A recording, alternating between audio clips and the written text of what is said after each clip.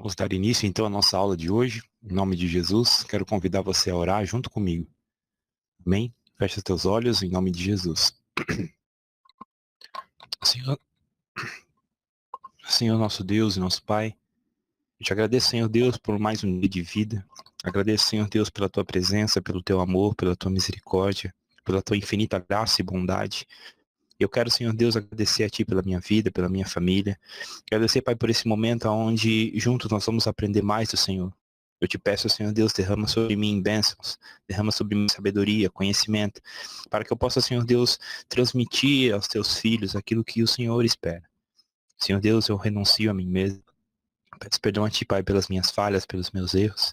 Que eu possa, Senhor Deus, transmitir tudo aquilo que o Senhor tem.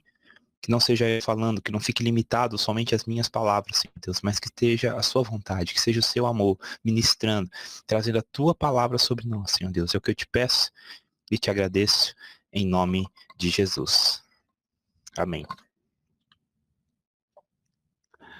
Então hoje nós vamos falar sobre o Messias e suas credenciais. Nós estamos na aula 8. O texto para a leitura, né, da aula de hoje era Mateus do 8 ao 9, Marcos do 1 ao 5 e Lucas capítulo 5, 6 e 8. Então, observação. Logo após proferir o Sermão do Monte, o ministério de Jesus se intensifica com inúmeras manifestações de poder através de curas, milagres e sinais. São as credenciais do Cristo para não deixar dúvidas sobre quem ele era e qual era a sua missão.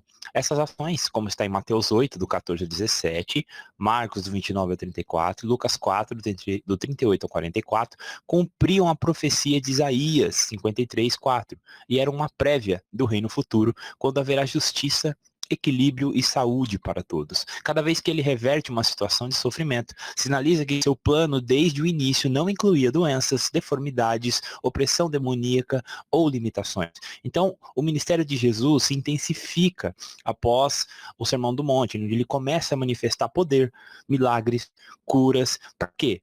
Ali ele vai manifestando as credenciais. O que são as credenciais? São aquilo que prova a identidade dele. Não que ele precisasse provar, mas ele precisava testificar, fortalecer os seus discípulos, né? Para que olhassem para ele e não tivessem dúvida de quem ele era. Então era necessário que ele cumprisse as profecias que a própria Bíblia já sinalizava de como o Messias seria, né?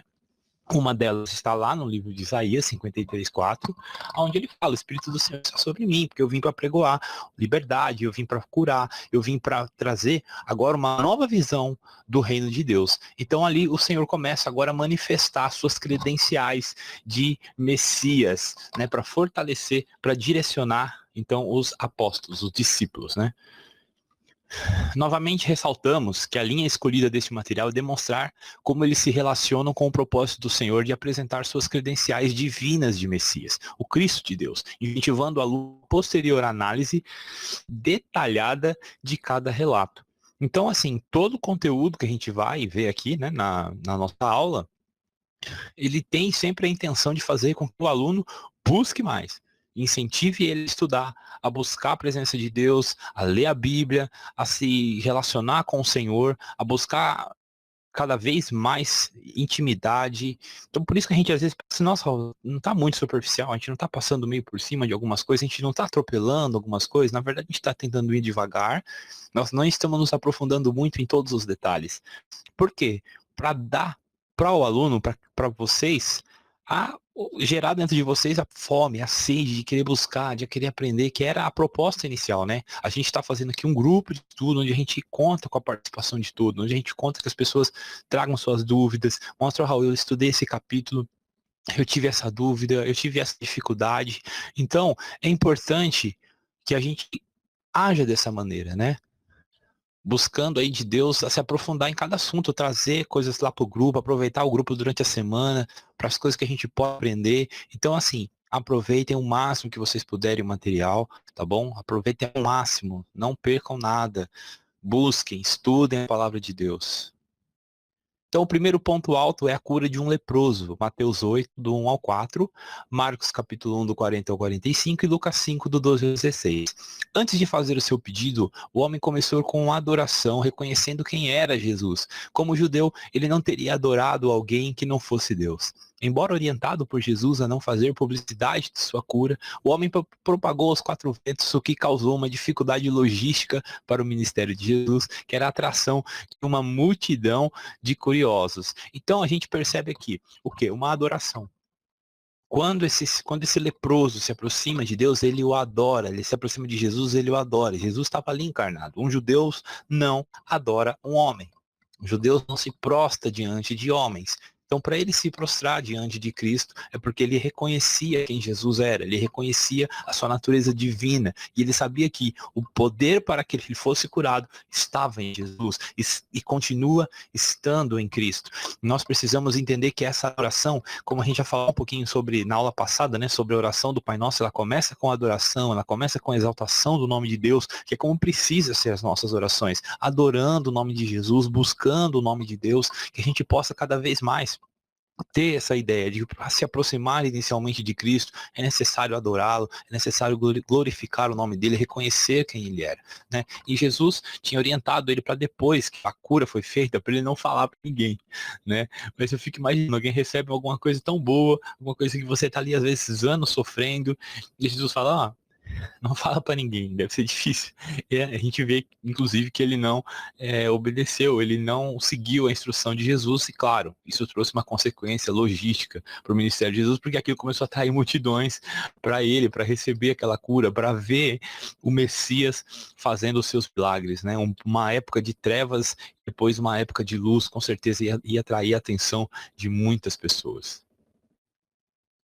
Depois a cura do servo do centurião, Mateus 8, do 5 ao 13, e Lucas 7, do 1 ao 10. Um homem estrangeiro, atenção, um homem estrangeiro, um homem que não tinha nenhum relacionamento com a religião judaica, um homem que provavelmente não conhecia Deus da mesma maneira que os judeus, mas dá para ver que ele conhecia as escrituras, ele tinha entendimento disso, tinha certeza de quem Jesus era, que não se julgou digno sequer de recebê-lo em sua casa. Aqui a gente entende uma questão de fé. Porque assim, ele não se sentia digno de recebê-lo, mas ele foi até ele para pedir. Olha só que interessante, às vezes a gente se julga tão bom, mas não chega até Cristo, não se aproxima dele. E esse homem reconhecia que ele não era. Aqui, a gente aprende uma coisa, a humildade. Para a gente se aproximar de Deus é necessário reconhecer quem nós somos. Esse homem não se julgou digno nem de receber Jesus em sua casa.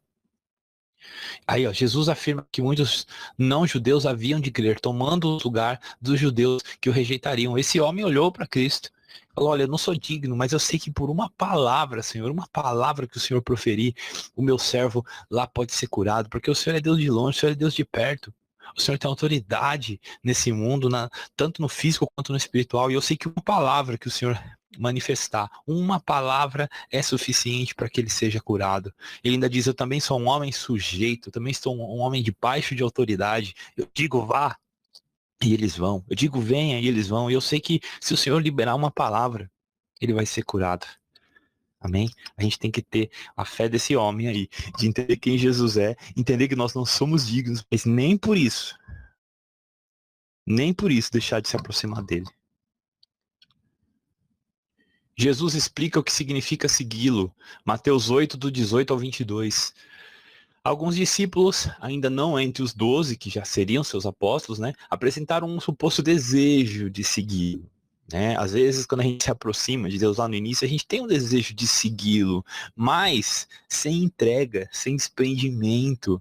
Né? O Senhor deixou claro que ele deve ser a prioridade número 1 de todo aquele que deseja ser seu discípulo. Nenhuma atividade desta vida pode ser uma justificativa para não dar a Cristo o primeiro lugar em nossas atenções. Então, o que o Senhor espera de nós?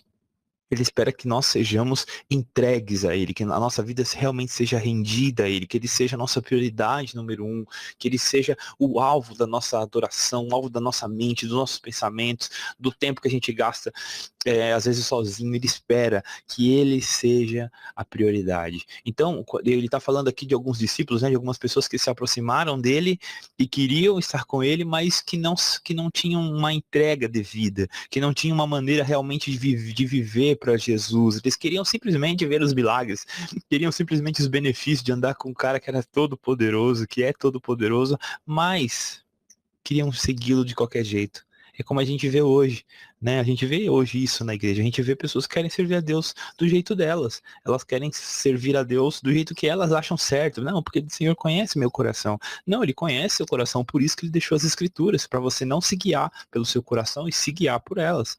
Então, é necessário que a gente se aproxime de Deus com essa mentalidade, né? Que a gente entende, olha, o próprio Jesus ensinou isso. Ó, quando você for construir uma casa, para primeiro e analisa se você vai conseguir terminar ela, para que as pessoas não venham e zombem de você. E tá falando? Tá falando exatamente sobre o ministério. Calcule o preço, entenda que existe um custo. E qual que é esse custo? Entrega. A gente precisa entender isso, a gente precisa se entregar, né? Por exemplo, para fazer o material aqui, eu gasto 2 dias da minha semana. Eu gasto em torno de 4 horas para fazer esse material, para preparar, né? Para transcrever, para organizar, para deixar tudo editadinho, bonitinho. É uma maneira de, olha, Senhor, eu estou usando do meu tempo. É uma maneira de mostrar para o Senhor, olha, Senhor, eu estou trabalhando aqui, não para falar, olha, Pai, como eu sou bom. Não, não é isso. Diz respeito ao nosso empenho, às coisas que a gente tem buscado, às coisas que a gente tem feito como prioridade, porque esse tempo você deixa de fazer outras coisas, né? Mas tudo isso, obviamente, é para o Senhor. E aqui ele encerra muito uma frase que a gente deveria guardar no nosso coração. Nenhuma atividade desta vida pode ser uma justificativa para não dar a Cristo o primeiro lugar em nossas atenções. A gente não tem desculpa para não dar prioridade para Jesus. A gente não tem desculpa, a gente busca desculpas, mas a gente não tem desculpa, porque o Senhor, ele trabalha de uma maneira maravilhosa. Ele está sempre ali conosco. Pelo contrário, ele quer que a gente chame ele, Senhor, me ajuda aqui, ó, hoje vai ser assim meu dia, eu vou passar por isso, Senhor, eu vou ter algumas dificuldades, algumas coisas a gente já sabe, né, que vai passar, mas a gente quer que Jesus espera que nós o chamemos para estar junto com ele, né? Se a gente não busca o Senhor de manhã, a gente já perdeu o nosso dia. Por isso que a gente sempre tem que começar o nosso dia buscando a presença de Deus, orando, buscando, lendo as escrituras, né? Eu entendo que essas aulas ajudam a gente até nisso, porque elas ajudam a gente a ter aquele compromisso de ler as escrituras durante a semana, né? De ir lá, ler o texto, aprender. A gente ainda está no primeiro módulo, né? Mas a gente ainda vai ter muita coisa para fazer, né? Então a gente precisa entender isso. 4. Jesus acalma a tempestade. Mateus 8, 23, 27, Marcos 4, 35, 41 e Lucas 8, 22 e 25. Para Jesus, acalmar a tempestade no mar era algo tão simples como fechar a porta em uma ventania. Seu poder sobre a natureza causou um sentimento de profundo respeito e admiração por parte dos discípulos naquele barco. Quem é este que até os ventos e o mar lhe obedece? Experiências como estas solidificaram a fé daqueles homens de que Jesus era mesmo o Filho de Deus. Andar no mesmo barco que ele era um privilégio para a vida inteira. Então, a gente tem que entender aqui a soberania do poder de Jesus, né? É porque é isso que ele manifesta aqui. Porque para Jesus acalmar o mar era fácil. Como aqui diz o texto, como fechar uma porta em uma ventania, como fechar uma janela que está caindo água e você vai lá e fecha para impedir que a chuva entre. Tão simples assim, né? Porque o poder de Deus é totalmente soberano. Seu poder sobre a natureza causou um sentimento de profundo respeito e admiração por parte dos discípulos naquele barco. Então aquilo, perdão, então aquilo fez com que a fé deles fosse solidificado, com que a fé deles fosse edificada, porque nossa, quem é esse homem? Quem é esse que até os ventos e o mar lhe obedecem? É com esse que nós estamos na tempestade. É com esse homem que nós estamos caminhando, aquele que tem total poder sobre todas as coisas. E para que ele faz isso? Perceba que a intenção de Cristo era manifestar as suas credenciais, mas não era se exibir por ser o Cristo. Não era exibição. Tem até uma frase, eu acredito que seja do pastor Luiz Hermínio. Ele diz assim, há uma diferença entre fazer para se exibir e fazer para edificar. Às vezes a gente busca fazer algumas coisas, né? Um estardalhaço, um show, com um evento, mas às vezes as coisas de Deus estão nas coisas simples, né? Então a gente tem que entender para que a gente está fazendo, né? Jesus, sendo Cristo, ele não queria chamar atenção, ele tinha um único propósito, manifestar o nome do Pai, edificar o nome de Deus, né? Continuar nesse caminho, seguindo aquilo que o Senhor, o próprio Deus tinha colocado para ele fazer. Então, mas a gente tem um privilégio. Se nós estamos andando com Cristo, no nosso barco, na nossa vida, nós temos a garantia de que Ele estará conosco, nós temos a garantia de que o Senhor vai nos edificar, vai nos fortalecer, vai encher o nosso coração de graça, de paz, tá? Então nós temos que guardar dentro de nós essa convicção, essa certeza. Jesus está conosco no barco, Jesus não vai nos deixar, ainda que todos nos deixem, ainda que todas as pessoas desistam de nós, ainda que o Senhor nunca vai desistir. Ele sempre vai estar conosco para nos ajudar. Amém? E para edificar a nossa fé. Depois Jesus liberta o endemoniado de Gadara. Mateus 8, do 26 ao 34, Marcos do 5, do 1 ao 20 e Lucas 8, do 26 ao 39. Os demônios sabiam muito bem quem era Jesus. O Filho de Deus se manifestou para destruir as obras do diabo. Eles não podiam resistir à sua autoridade. Eram inimigos já vencidos, não eram páreo para o Messias. Também mostraram nesse episódio o caráter de seu chefe, Satanás, que veio apenas para roubar, matar e destruir. A Bíblia diz o tempo, eu não me recordo agora quanto tempo esse homem era atormentado por essa legião, né? Na verdade, era uma legião de demônios que estavam ali. Mas quando os demônios vêm a Jesus, eles dizem, filho de Deus, o que tu queres comigo, né? Antes do tempo, né? Ele já reconhece a autoridade de Jesus.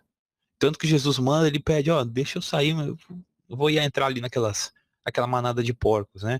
Então, você percebe que nesse texto a submissão, a autoridade de Jesus exercendo sobre as forças do maligno. E é isso que nós temos que entender. O nosso Senhor nos libertou das forças das trevas, e é com esse mesmo poder que expulsa demônios, que cura, que manifesta o seu poder sobre as forças da natureza. É esse mesmo poder que ele opera nas nossas vidas. É esse mesmo poder, com essa mesma força que ele nos alcança, nos resgata das forças do maligno. E nós temos que nos alegrar nisso, em saber que o nosso Deus é todo poderoso e que Ele está conosco.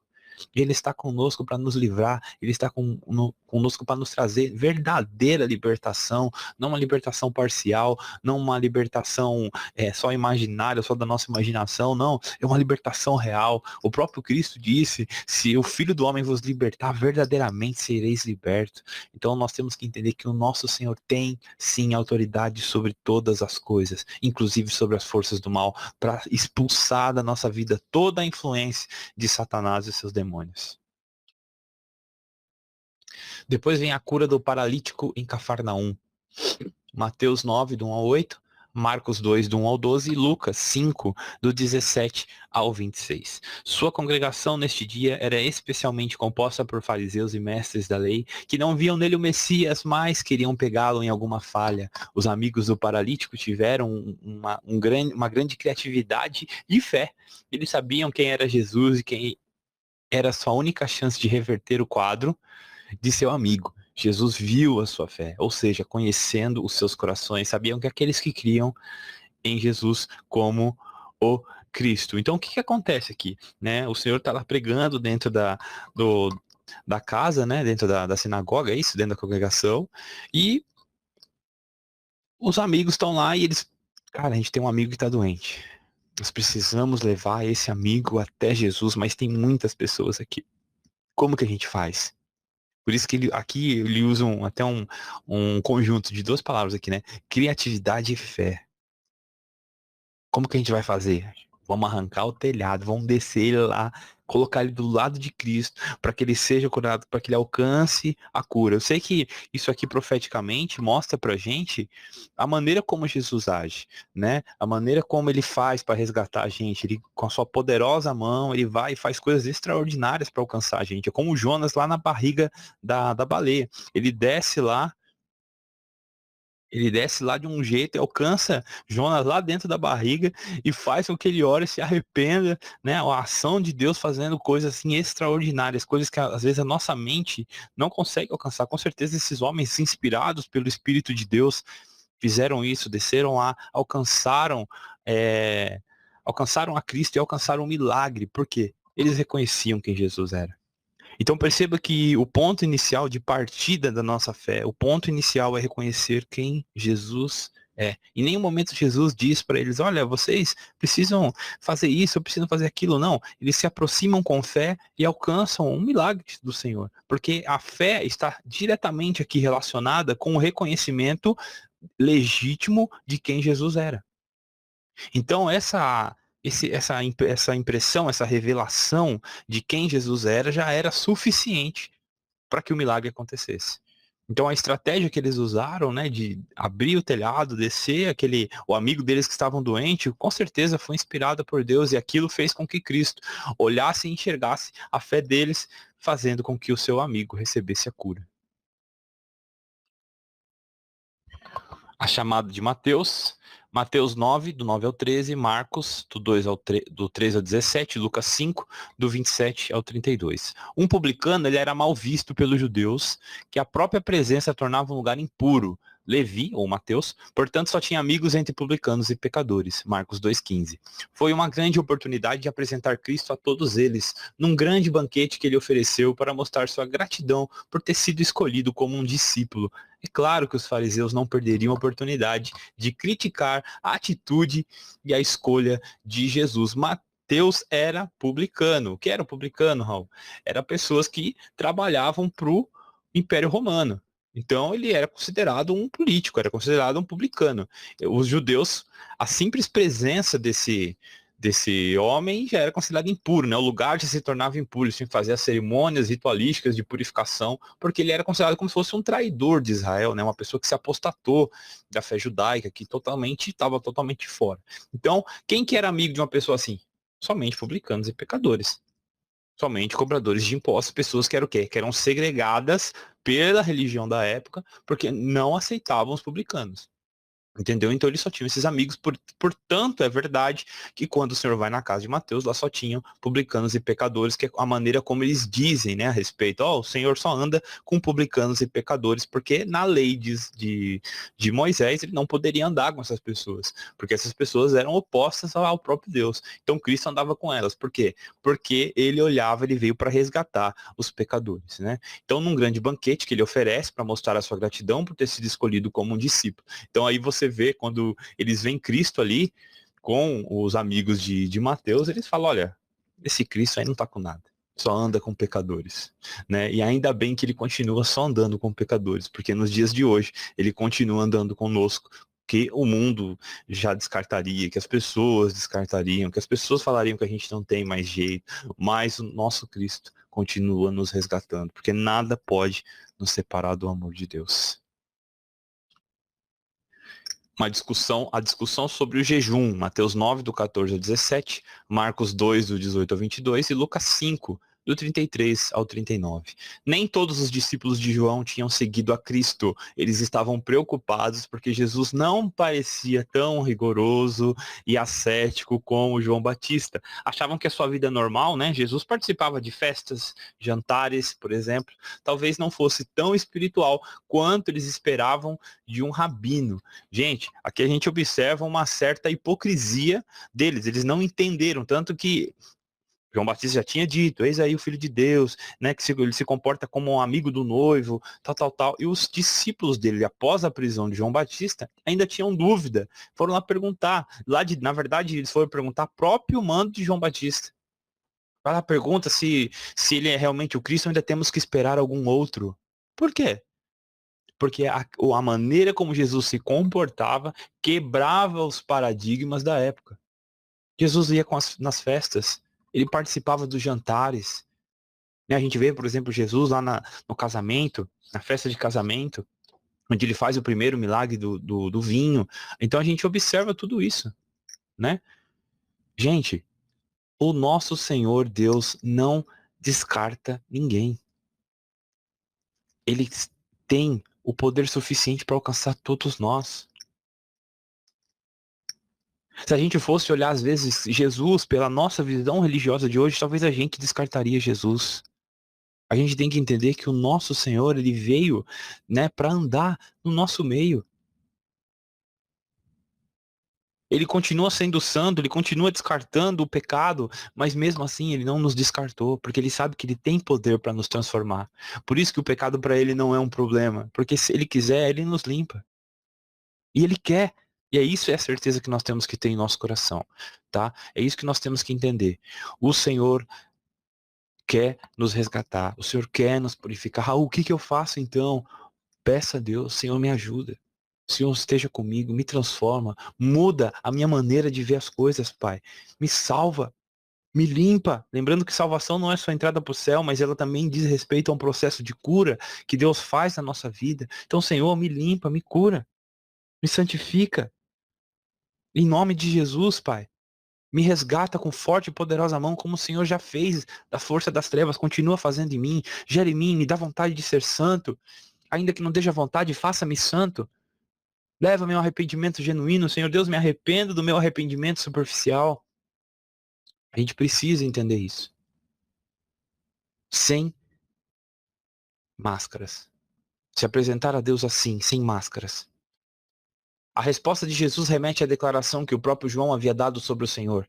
Na presença do noivo, tem de celebrar. A nova lógica do reino de Deus, o vinho novo, não caberia mais nas estruturas antigas do judaísmo ritualista, ou seja, os odres velhos. Ele está falando, olha, por que os seus discípulos não jejuam? Que é o centro, né, desse ponto que a gente está falando. Por que seus discípulos não jejuam? Os fariseus, todo mundo está jejuando. Os discípulos de João Batista estão jejuando. Mas por que seus discípulos não jejuam?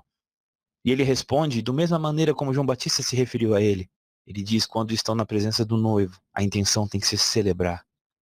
Como pode alguém se entristecer enquanto o noivo ainda está aqui, mas quando o noivo for retirado, aí chegarão dias onde vocês precisarão jejuar. E nós vivemos esses dias, onde a oração e o jejum precisam acompanhar a nossa vida. Lembrando que o jejum não é deixar de comer para emagrecer, é deixar de comer, de se alimentar com um propósito em Deus, de se humilhar diante de Deus como um ato de arrependimento e de fé. Isso é o objetivo do jejum. Só que aquele momento, era um momento de celebração. Era um momento de estar com Cristo, de se alegrar, de participar ali do que estava acontecendo, mas com os olhos em Cristo. Então eles não conseguiam entender, porque a dimensão que eles estavam era diferente. Eles não conseguiam entender que o Cristo, o próprio Deus, estava ali naquele momento. E aquele momento era único, aquele momento talvez nunca mais fosse acontecer até que nós estejamos lá na glória com Ele. Então, ali os discípulos tinham que fazer o quê? Se alegrar, se aproveitar, porque não se coloca vinho novo em odre velho. E aqui ele já explica novo, a nova lógica do reino de Deus é o vinho novo.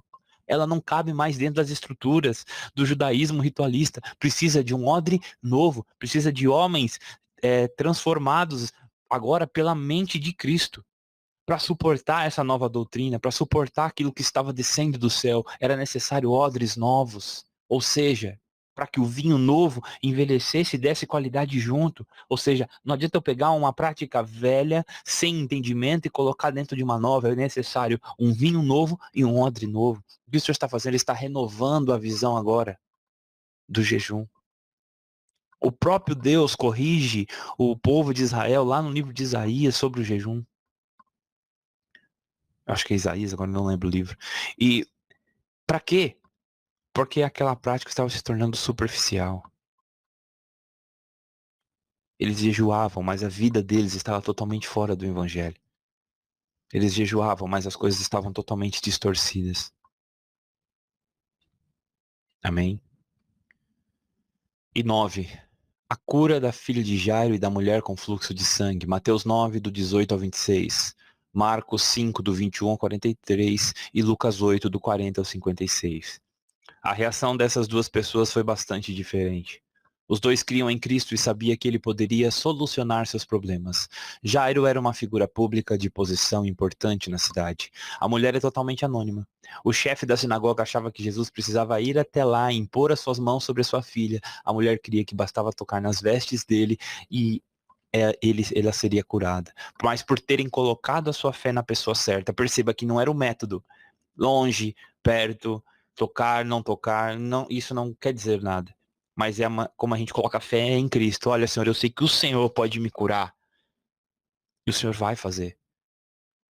Ambos receberam a bênção que buscavam. O agir de Jesus não está limitado pela nossa percepção dele, mas no seu poder soberano e na sua graça incomparável. O poder de Deus não está baseado na minha percepção, ele não depende da minha percepção. O poder de Deus é separado da minha percepção. Eu preciso ter fé na pessoa certa. É o que eu falei, inclusive, numa das últimas ministrações que eu falei na igreja. A nossa fé, antes de ser quantitativa, ela precisa nascer em qualidade. Ela precisa primeiro nascer em qualidade. E qual que é a qualidade da fé? Apoiada na pessoa certa. Do jeito certo, em Jesus. É assim que ela precisa ser. Apoiada no nosso Cristo. Porque o agir de Deus não está limitado a nós, ele não depende de nós para ser Deus. E é assim que nós temos que entender. Então perceba, houve duas maneiras diferentes do Senhor operar um milagre. Uma entendeu, não, se eu tocar na veste dele, se eu tocar na veste dele, eu vou ser curada. É a fé, é a maneira como ela percebeu, mas Jesus não estava limitado a isso. Então perceba que a fé, ela é um instrumento que faz com que a gente se aproxima de Deus. Ela precisa ser um instrumento afiado, um instrumento com qualidade, um instrumento que está apoiado na pessoa correta, para que produza o efeito que Senhor, o próprio Deus espera, para que sejamos abençoados. Ela só precisa estar apoiada na pessoa certa, porque o próprio Deus dá o crescimento. O próprio Deus faz com que a nossa fé cresça, com que ela seja sadia. Amém? 10. A cura dos cegos e do endemoniado mudo. A fé era a chave para que as pessoas fossem curadas. Não porque Jesus dependesse da fé. Né? Como eu sempre digo, a fé ela é instrumental, ela não é meritocrática. Não é porque eu tenho fé que eu sou bom. Tá? A nossa fé está 100% apoiada em Jesus, depende dela para o crescimento, ela depende dela, a fé depende de Deus. Mas porque crer implicava no reconhecimento de quem ele era. Então, enquanto alguns reconheciam que jamais se vira coisa assim, os fariseus murmuravam, é pelo príncipe dos demônios que ele expulsa os demônios. Então, o que a gente aprende aqui, né? Que a fé depende de Jesus, mas Jesus não depende da fé. A gente só precisa se apoiar nele. A gente precisa crer nele do modo correto, como dizem as escrituras, que ele é Deus, que ele nos ama, que ele está disposto a nos ouvir, que ele tem poder para fazer, não limitar a ação e o poder de Deus. Ah, não, isso aqui Deus não pode fazer. Deus pode fazer qualquer coisa que ele quiser, ele é Deus. Ele é Deus e ele é bom, e ele tem ele é o maior interessado em produzir em nós essa fé. Ele é o maior interessado em fazer com que a gente cresça, com que a gente seja santo, com que a gente se arrependa. Ele é o maior interessado. Então, a gente observa aqui que o Senhor limpando a visão. Meu Deus, que o Senhor abra a nossa visão nesse tempo. Que o Senhor remova todo o empecilho que nos faz impedir de ver a legitimidade do Evangelho, que precisa ser vivido e precisa ser pregado nos dias de hoje. Que o Senhor abra a nossa visão em nome de Jesus. Porque, irmãos, às vezes a gente precisa se reconhecer como cego para o Senhor abrir os nossos olhos. O próprio Deus disse isso. Se vocês falassem para mim que são cegos, eu poderia curá-los, mas porque vocês dizem que enxergam, eu não posso fazer nada. Porque às vezes a gente acha que enxerga tanto, mas, Senhor, abre a nossa visão, dá para nós uma visão correta, Senhor, nesse tempo, que nós possamos enxergar aquilo que está no teu coração, Pai. Limpa nossos olhos das distrações, limpa nossa visão, Pai, de toda mentira, de todo engano, de toda ilusão humana, de todo entretenimento, que a gente possa enxergar, Pai, com fé, com verdadeira legitimidade aquilo que o Senhor tem para nós, Senhor. Porque eu sei que são tempos difíceis, são tempos que nós precisamos de uma visão real, que nós precisamos que os nossos olhos sejam abertos, ainda que a gente não veja o resultado das nossas mãos, nós fazemos para a glória do Teu nome, Pai, para que nós possamos ver as Tuas mãos operando sobre a terra. Nós precisamos dessa convicção e os nossos olhos precisam ser abertos o quanto antes. Antes que as coisas fiquem mais difíceis ainda. Raul, do que você está falando, tempos calmos são tempos de atenção. A gente começa a ficar tudo tranquilo, a gente acha que está tudo bem, mas é nesse tempo, exatamente quando as coisas estão tranquilas demais, que eu começo a entender que existem problemas que precisam ser curados, problemas que precisam ser resolvidos. Se a gente não se atentar, nós somos engolidos pelos problemas. Amém? Que o Senhor possa abrir os olhos do nosso entendimento. Em nome de Jesus. Visitas a povoados e cidades. Jesus não se limitava às suas ações, à presença aos grandes centros. Ele visitava todo tipo de cidade. Seu ministério era inclusivo, não se restringia aos lugares onde pudesse chamar a atenção dos holofotes da fama. Então Jesus não tinha a menor intenção de se aparecer, nem que as pessoas o adulassem. Ele tinha uma única intenção: espalhar a mensagem do evangelho, estabelecer a glória de Deus e corrigir a visão hipócrita de religiosidade que aquele povo tinha. Era o único objetivo de Jesus, tanto que Jesus não nasceu num palácio porque ele não queria ser aplaudido, ele não usava vestes brilhantes de cetim como os reis usavam, ele se vestia como pessoas normais, ele precisou ser reconhecido por um beijo porque as pessoas não reconheciam o quanto ele era comum, com a aparência física comum, mas hoje a gente infelizmente vê isso, a gente vê coisas que querem o destaque por fora, mas que não chamam a transformação interna, onde a palavra de Deus não é mais suficiente, onde eu tenho que colocar artifícios que adulam aos meus sentidos, mas que não me levam a uma posição de submissão a Deus.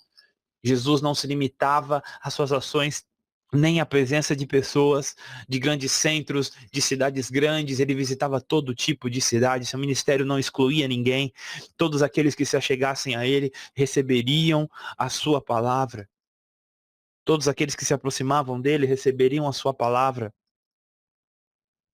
Ele não se limitava à quantidade de pessoas que estavam ali, assim como hoje eu não estou me limitando à quantidade de pessoas que estão assistindo a aula, porque não tem ninguém assistindo, e não tem problema nenhum, porque eu faço para o Senhor, para a edificação da igreja. E eu entendo isso, eu entendo que são tempos onde a gente precisa se humilhar diante de Deus, porque são coisas que Deus faz, não somos nós. Porque nós não temos nada mesmo para atrair ninguém, eu não tenho nada por mim mesmo para fazer que ninguém venha às aulas, mas eu faço pela glória de Deus.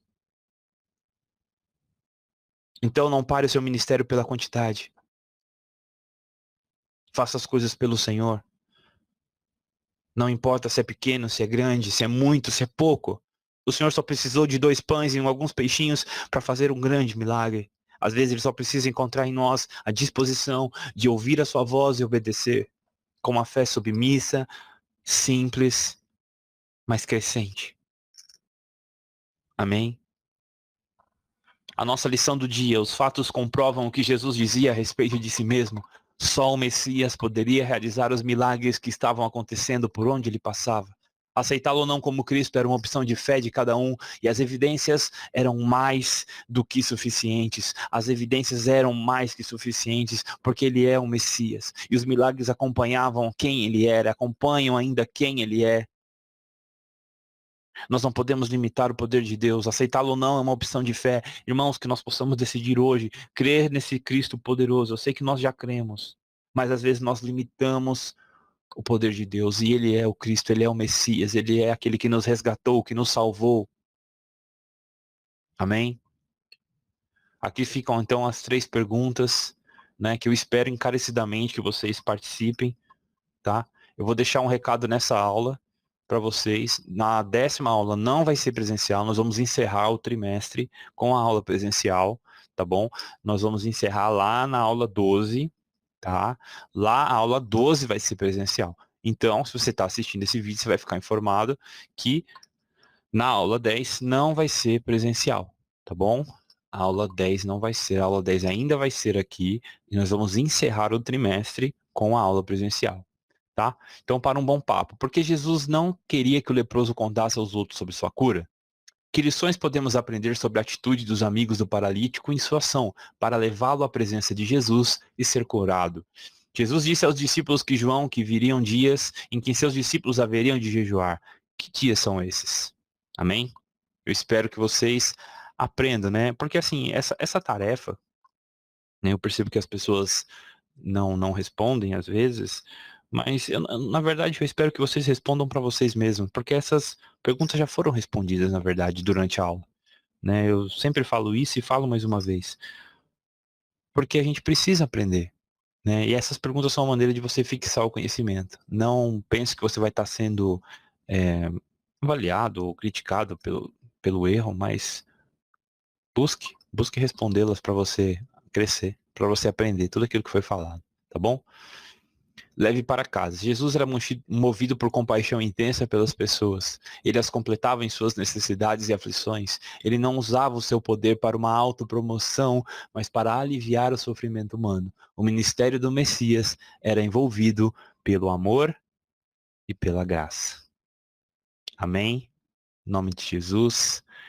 Quero agradecer a você que vai assistir esse vídeo, né, que vai ouvir esse áudio talvez, não sei. Né? Quero que você, nesse momento, ore junto comigo. Né? Eu sei que as pessoas têm os seus compromissos, as pessoas têm os seus afazeres, e eu sei que cada um de nós faz aquilo que, né, que o Senhor coloca no nosso coração. E eu espero, de verdade, que essa aula possa abençoar a sua vida.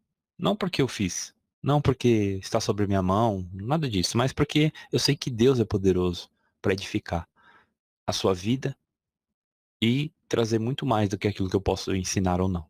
Amém? Quero orar junto com você. Senhor nosso Deus e nosso Pai, eu te agradeço, Senhor Deus, pela vida de cada pessoa que vai ouvir essa aula até o fim, que vai chegar até aqui no áudio. Eu te agradeço, Pai, porque eu sei que é o Senhor quem convenceu, é o Senhor quem atraiu, é o Senhor quem trouxe, que eu não tenho nada, mas eu sei que o Senhor tem. Eu te agradeço, Pai, por esse tempo, te agradeço pela oportunidade de fazer escola bíblica, te agradeço, Pai, pela oportunidade de aprendizado, porque eu também tenho aprendido, eu também tenho acrescentado coisas à minha vida. Eu te agradeço, Pai, porque o Senhor é bom, porque o Senhor é misericordioso, porque o Senhor é cheio de graça e de verdade. E eu espero, Senhor Deus, eu sei que o Senhor vai mover as águas sobre a nossa igreja. O Senhor vai abençoar cada um, vai trazer um tempo novo, vai reedificar as estruturas que estão feridas. Eu te agradeço, Pai, em nome de Jesus. Senhor, eu te peço que todo conhecimento aqui manifesto venha para edificação, Pai. Nos ensina a amar mais, a sermos como o Senhor, que se movia em amor, em graça, em misericórdia. Derrama sobre nós um bálsamo, Pai. Multiplica sobre nós o conhecimento, a informação, abençoa a casa, Pai, dessa pessoa que está ouvindo esse áudio ou assistindo esse vídeo. Eu te agradeço, Pai, porque eu sei que o Senhor é com ela. Derrama sobre nós, Senhor Deus, o teu amor, a tua graça e a tua misericórdia, Pai, no dia de hoje. Abençoa o nosso domingo, abençoa, Senhor Deus, a nossa família e que o Senhor possa, Pai, trazer do céu para nós todo o alimento que nós precisamos. É o que eu te peço, Senhor, e te agradeço em nome de Jesus. Amém? Que o Senhor te abençoe, derrame sobre você o teu amor e a tua graça. É o que eu te peço e te agradeço. Deus abençoe e até a próxima.